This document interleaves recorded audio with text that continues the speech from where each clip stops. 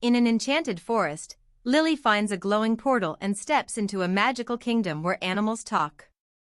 The Lion King tells her their crystal of balance is stolen. Without it, darkness will spread. With a monkey and a cheetah, Lily journeys through the dark jungle to a hidden cave, where a cunning fox guards the crystal.